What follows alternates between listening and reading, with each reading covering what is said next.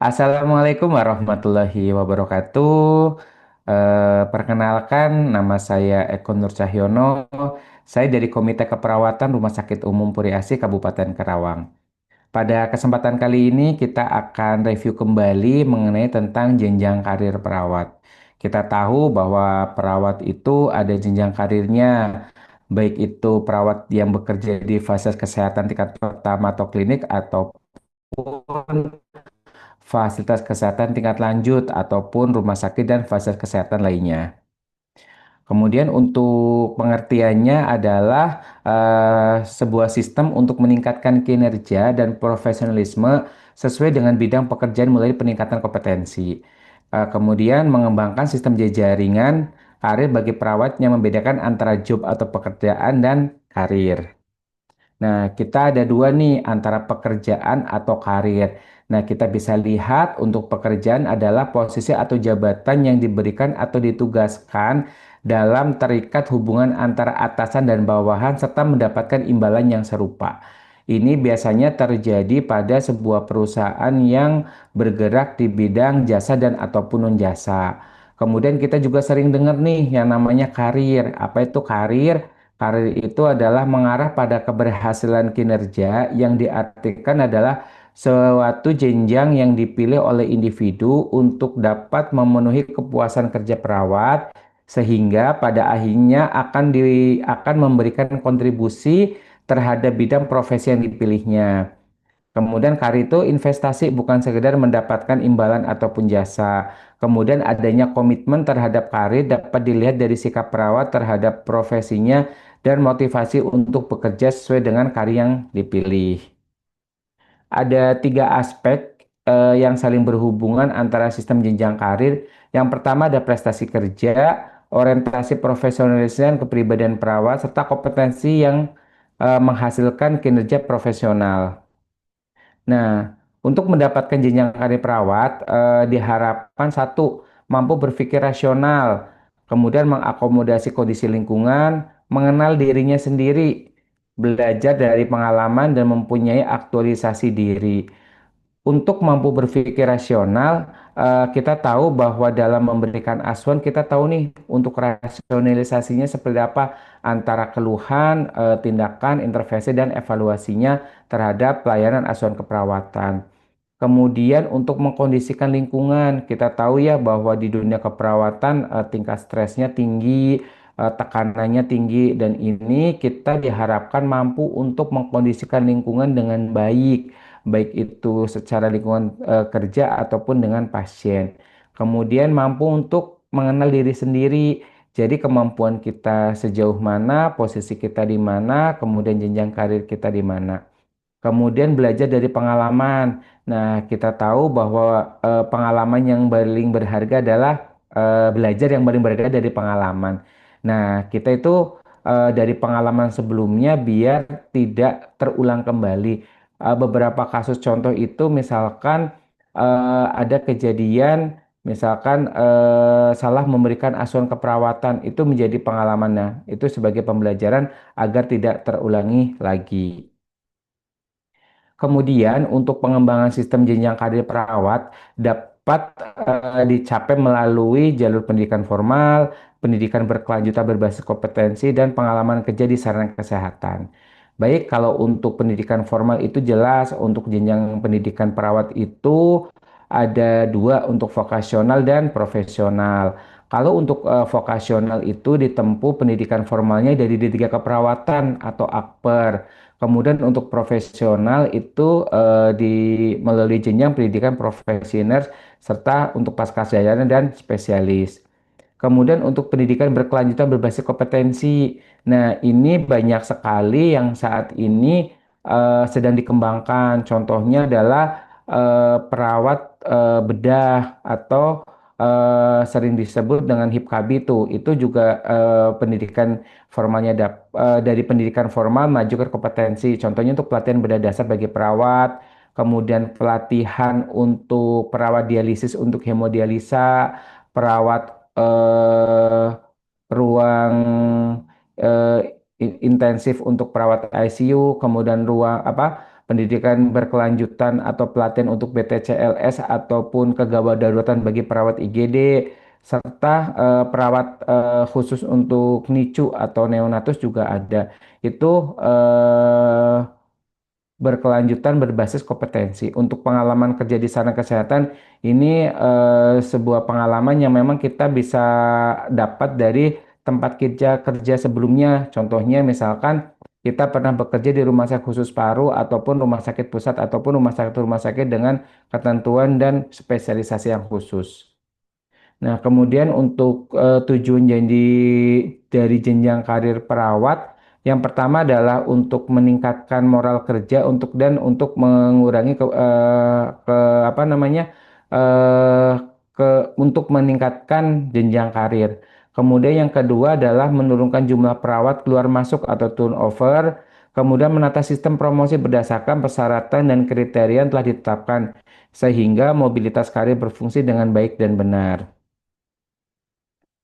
Kemudian untuk visi pengembangan itu kita mulai dari pendidikan D3 keperawatan, mempunyai makna tingkat kompetensi untuk melaksanakan asuh keperawatan yang akuntabel dan etis sesuai dengan batas kewenangan, memberikan asuhan keperawatan langsung sesuai dengan standar praktik dan kode etik, memberikan kesempatan bagi perawat klinik mempunyai kesempatan yang sama untuk meningkatkan karir sampai jenjang karir profesional tertinggi.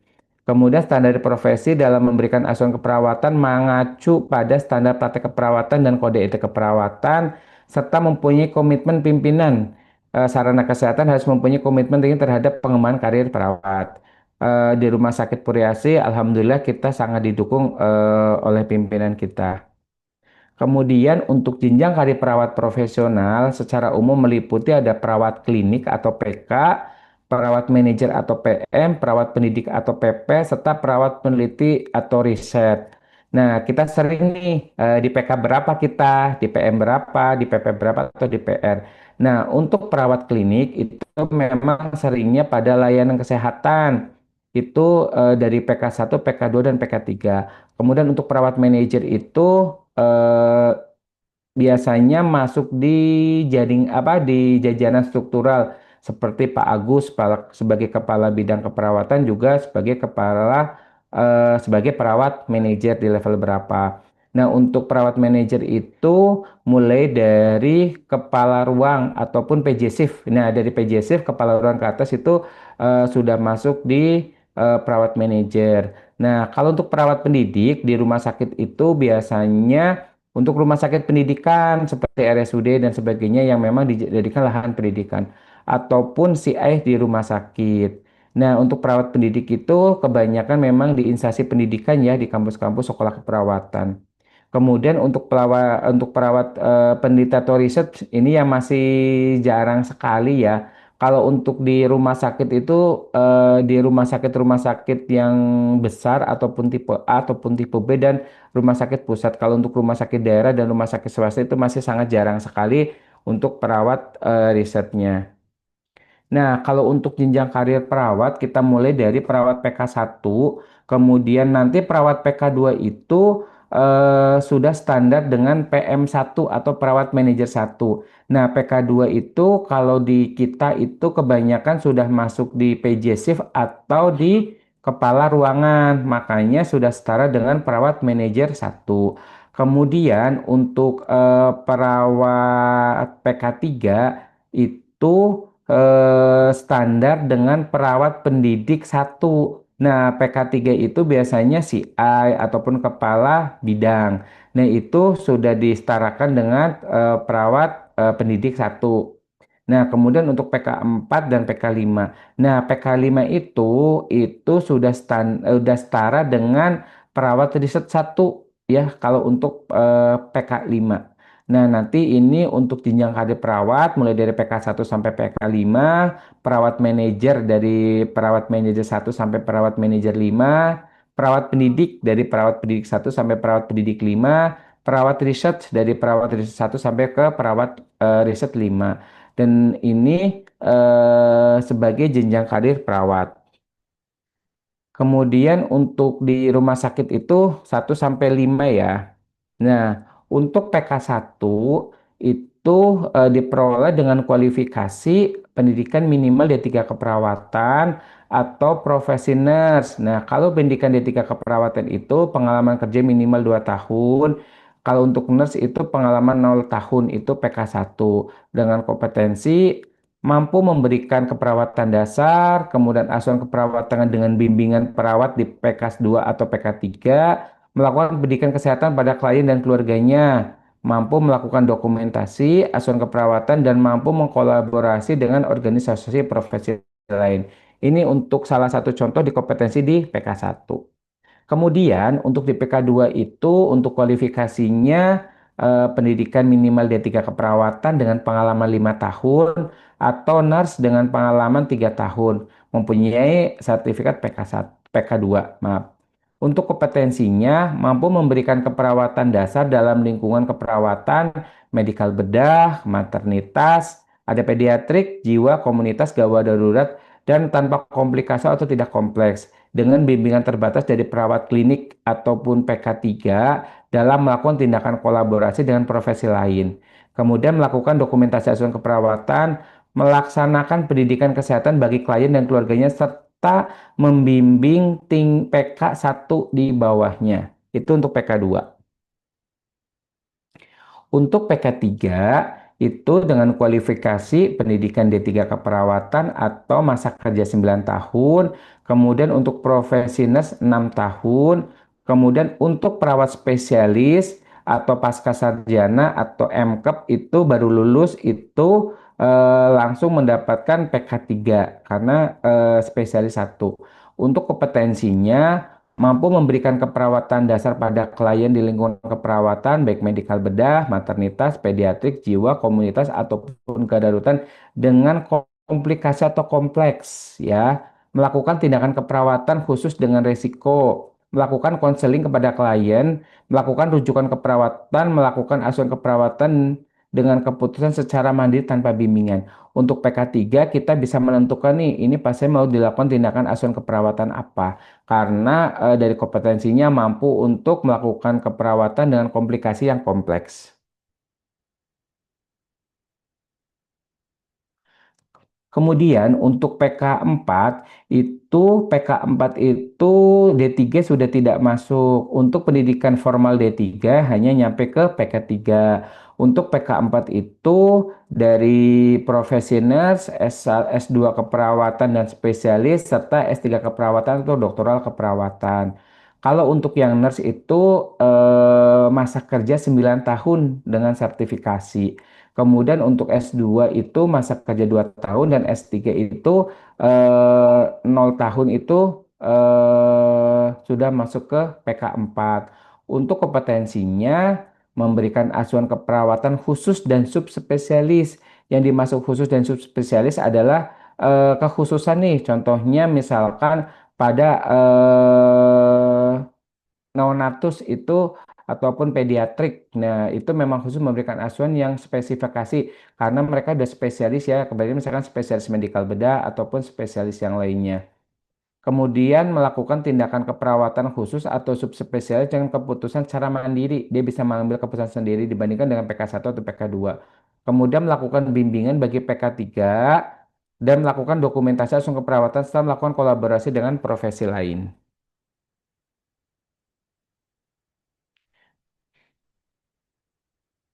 Kemudian untuk PK5 ini dengan kualifikasi S2 keperawatan atau spesialisasi perawat dengan pengalaman 4 tahun. Kemudian untuk S3 keperawatannya spesialis 2 tahun plus konsultan dan minimal kerja 1 tahun di layanan atau memiliki sertifikat PK4. Untuk kompetensinya itu mampu memberikan asuhan keperawatan khusus atau subspesialisasi dalam lingkungan medikal bedah, maternitas, pediatrik, jiwa, komunitas, dan gawat darurat. Melakukan tindakan keperawatan khusus atau subspesialis dengan keputusan secara mandiri. Kemudian bisa mampu melakukan bimbingan bagi PK4 dan mampu melakukan dokumentasi asuhan keperawatan. Kemudian untuk pengembangan jenjang karir perawat profesional, satu, tanggung jawab dan dalam pengembangan karir. ada mekanisme jenjang karir, lembaga sertifikasi, dan remunerasi. Nah, untuk tanggung jawab, ada tanggung jawab pada individu, institusi pelayanan kesehatan, pengelola, institusi pendidikan, profesi, dan pemerintah atau pusat. Nah, ini untuk pengembangan mekanisme pengembangan karir profesional perawat. Jadi, nanti ada alurnya, salah satu contohnya seperti ini. Nah, untuk alurnya adalah yang bersangkutan dari institusi, kemudian melakukan tim kredensial, melakukan uji kompetensi, ketika lulus keluar sertifikat, kemudian keluar jenjang karir sesuai dengan promosi yang diajukan. Nah, untuk penyusunan kompetensi perawat itu ada praktek profesional, etis, legal, dan pakar budaya. Ini melaksanakan tindakan keperawatan sesuai dengan standar keperawatan, berdasarkan kode etik keperawatan, mentaati peraturan perundangan yang berlaku, serta memperhatikan budaya dan istiadat pasien. Karena ini pasti beda ya, karena pakar budaya antara Jawa Tengah, Jawa Barat, ataupun Jawa Timur dan Sumatera itu pasti berbeda. Kemudian manajemen dan pemberian asuhan keperawatan adalah serangkaian kemampuan dalam mengelola dan memberikan asuhan keperawatan kepada klien atau pasien. Kemudian mengembangkan profesional untuk meningkatkan kemampuan dan keterampilan diri serta keilmuan keperawatan. Untuk tanggung jawab individu itu membuat perencanaan karir jangka panjang, memanfaatkan bantuan dalam pembinaan karir jangka perawat, menjadikan perencanaan karir sebagai suatu proses yang berjalan secara terus-menerus yang dilaksanakan dengan sabar dan teliti, mempunyai komitmen dan pengembangan pribadi dan pengembangan karir. Untuk tanggung jawab institusi itu mengintegrasikan kebutuhan, keterpaduan, dan rencana kebutuhan, menetapkan jalur karir, memperluas informasi karir, menginformasikan lowongan pekerjaan, melakukan pengkajian karyawan, melakukan atau menyediakan penugasan menantang, kemudian memberikan dukungan dan dorongan, memberikan kebijakan kepegawaian karyawan, dan menyediakan pendidikan dan pelatihan secara berkelanjutan. Ini untuk institusi pendidikan ya. Kemudian itu untuk tanggung jawab secara profesi untuk pemerintah pusat dan daerah. Nah, untuk memasuk jenjang karir perawat, perawat harus memenuhi persyaratan sebagai berikut. Yang pertama, memiliki kompetensi yang dipersyaratkan. Kemudian memiliki pengalaman kerja di klinik atau di sarana kesehatan, mengikuti pendidikan formal atau pendidikan berkelanjutan. Nah, untuk pendidikan formal dari D3 ke S1 itu berpendidikan berkelanjutan. Kemudian lulus uji kompetensi yang dilaksanakan oleh lembaga independen atau lembaga sertifikasi. Kemudian yang ini memiliki SIP, SIK, SIPP. Nah, kalau untuk sekarang itu, untuk perawat itu cukup lisensinya STR dan SIPP. SIPP itu berlaku selama 5 tahun. Nah, demikian yang bisa kami sampaikan. Terima kasih atas perhatiannya. Saya akhiri. Wassalamualaikum warahmatullahi wabarakatuh.